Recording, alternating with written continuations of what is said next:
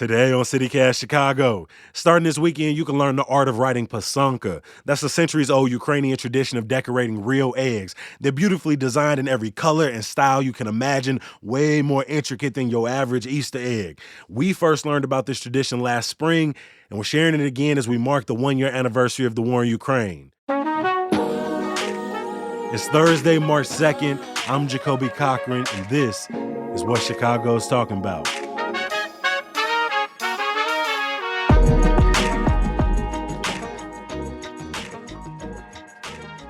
Anna Chichula is a master pasanka writer. She's teaching workshops at the Ukrainian National Museum starting Saturday. Anna, this tradition of Ukrainian Easter eggs, as pasanka refers to, have been around for a very, very long time. Can you describe for me what exactly is pasanka? It's culturally and spiritually tied to Ukrainians. Ukraine accepted Christianity in 988. And pisanka, the plural of pisanka, was practiced for hundreds of years prior to that. So culturally, we took what was ingrained with us and married that with our faith.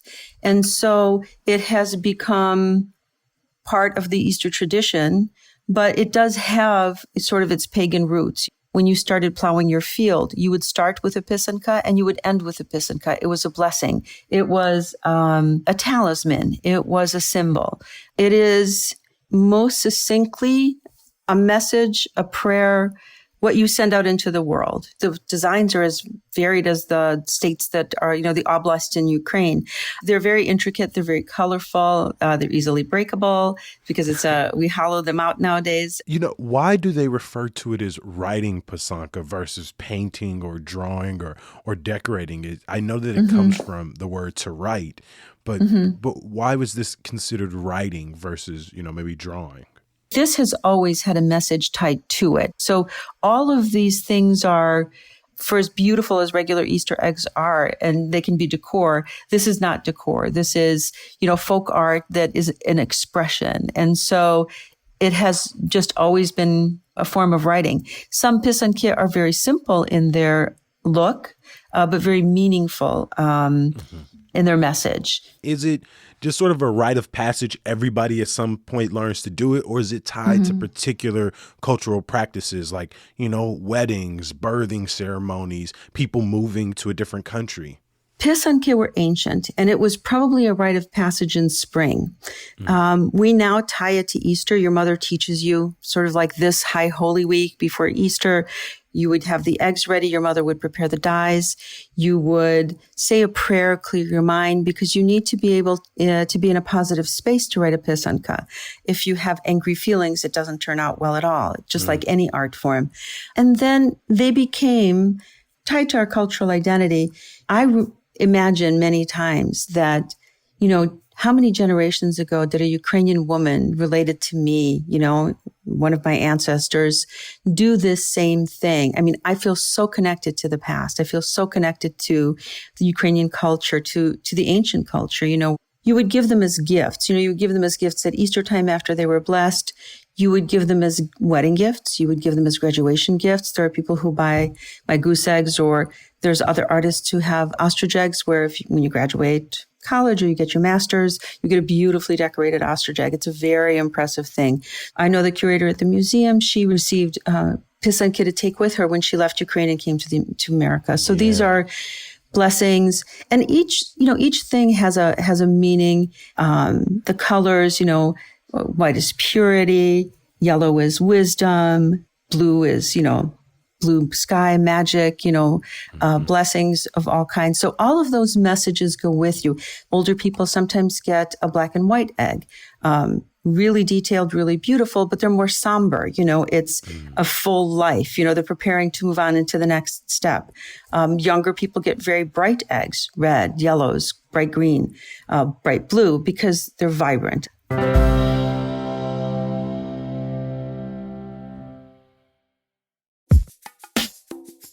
I'm always looking for local stories from local folks, and I've got the next podcast you have to add to your queue.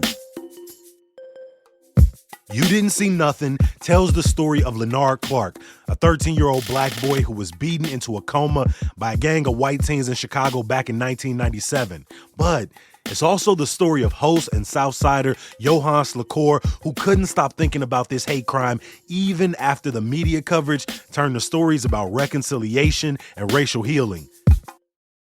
The series from the Invisible Institute and USG Audio is part investigation and part memoir as Slakor unravels how this case rippled out into his own life. Trust me, you're gonna want to binge this one. So subscribe to You Didn't See Nothing on Apple Podcasts or wherever you listen to podcasts. When you were coming up and you would meet people immigrating from Ukraine, was that a tradition that you saw like sort of strongly recognized, or was there a point where maybe not as many people were practicing it since it goes back so far? So my parents were forced labor in Germany during World War II. They were in displaced persons camps for 5 years, a refugee camp after the war, and came to the United States. I grew up knowing that it was my responsibility as a Ukrainian to defend, protect, and continue all of these traditions, because under the Soviet Union, it was important to be a good Soviet citizen and not necessarily have your cultural identity. So religion was frowned upon. So here in the U.S., it was very important for us to maintain our identity. And when immigrants came after Ukrainians' independence, I was teaching classes for young kids at the Ukrainian Center in Palatine. Many young kids would come with their parents, and I was genuinely surprised that they had not had an experience of writing a pisanka. So this was sort of a rebirth for them. Yeah. And after Ukraine's independence, there was a resurgence of celebrating culture. Ukrainians were getting married in their traditional folk costumes at the church, and then having sort of like the white dress and the regular at the reception. Mm-hmm. It was very important for them to sort of rediscover what had been lost and suppressed. And so maybe that's why now there's this big resurgence. People are participating in this. They're singing, they're performing, they're writing pisanka. They're doing things to sort of connect to that, to not be repressed, to not be limited.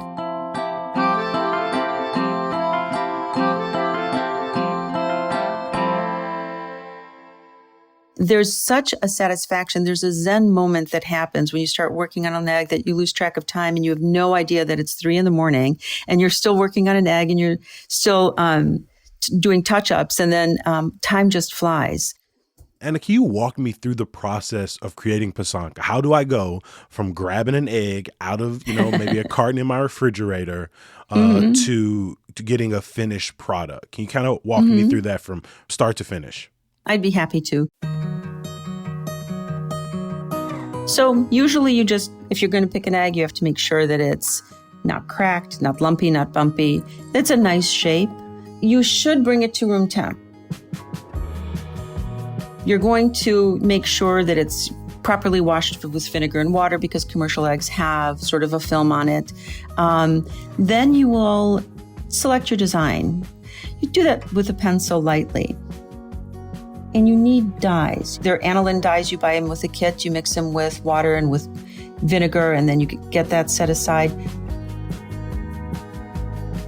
But basically the process is heating the kistka, the stylus, that has a brass head with a funnel.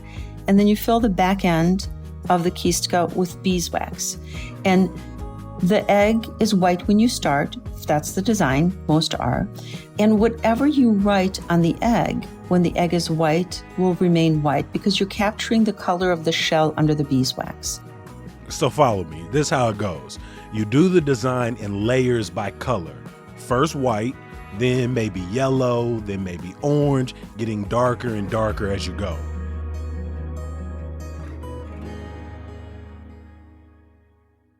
And then at the very end, you melt the wax off of the pisanka, and it's a great reveal. It's symbolic, coming, from the darkness into the light, from difficulty into beauty, You melt all of that off. Then you got to waterproof your egg. The whole writing process can take anywhere from 5 to 60 hours of work, depending on the size of the egg and the complexity of the design. You can hollow it out afterwards. So you drill a hole and take the yolk out because you are working on raw eggs, not cooked eggs. So this entire time you've been dyeing and beeswax and dyeing and beeswax, the yolk has been in the egg the entire time. You don't hollow it out before you start? You can, and some people do, but I find that I like the weight of the egg in my hand. And sometimes the shell is so delicate. I have smushed it in my hand. I put my thumb through the egg. So that's it's a very delicate process. I got so it. For me, there's also a little bit of a legend that when you have a live egg, when you have a fertile egg, there's more magic in it. There's more meaning in it because you're doing something that's a creative thing. Having done commissions for events and different museums, are there any designs that you've done that really stick out in your mind over the years? So the one that sticks out the most for me, and I do enjoy it, is the one that I did for the Field Museum. The Field Museum, in cooperation with the Chicago Cultural Alliance, had a project, How Chicagoans Survived COVID and Their Resilience. There is a design, the way that you divide the egg. It's called 40 triangles. Technically, there are 48. But 40 triangles is sort of the name of the design. Each triangle, of course, means Trinity. But each one, when you write that egg, is a prayer. So if someone is going through some difficulty with health or with troubles in their family, or if they're just unhappy, you do 40 triangles because you focus on that individual. You're praying for them. You're meditating for them. You're sending them all of your love and good wishes. And so that's the layout that I picked for the egg that was going to be from the Ukrainian National Museum. And then there was Mother Goddess. So Mother Goddess is Berehynia. It was very stylized, and it was important for me to have those little elements within that egg. So there's nets, there's, little crowns, there's all of those little things that tied into protection. So that egg meant prayers for Ukraine, prayers for us here in Chicago, how, our resilience, what we had to find within ourselves to make it through that really difficult time, and that Berehynia to protect us because we felt we were very vulnerable. And I didn't take it to a dark color. I wanted it to be a blue egg as the background so that it would be as hopeful as possible. And so that egg is very meaningful, and it turned out that it's very meaningful for this time.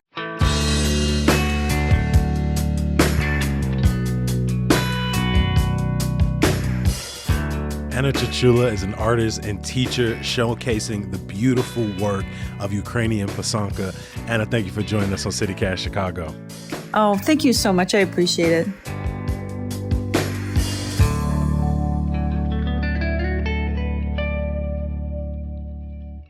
Before I let you go, a little bit of news, y'all. Chicago Police Superintendent David Brown announced he is resigning effective March 16th. Brown was almost certain to be replaced after either Brandon Johnson or Paul Vallis is sworn in as mayor come May. Brown says he's returning to a job in Texas. It looks like snow is headed toward us Friday and could turn into one of the heaviest snowstorms of the season by the end of the day. I'm blaming Simone. If you don't know why, listen to our episode on Wednesday again. Quick Sports Corner. The Bulls are back on the court against the new-look Phoenix Suns and Kevin Durant tomorrow night at 7 p.m. Saturday, the UC will be back to ice as the Hawks throw Chicago a little 186th birthday party, though it will be without their three-time Stanley Cup champion Patrick Kane for the first time in 16 years as he was traded to the Rangers earlier this week. That same night, the Chicago Fire are kicking off their 2023 season against the New York City FC at Soldier Field.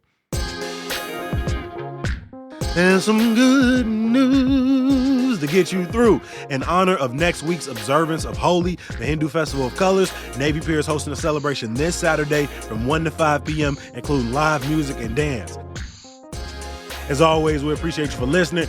Join us tomorrow as the CityCast Chicago team breaks down some stories from the week, including getting into the nitty-gritty from the election results. We'll talk to you then. Peace.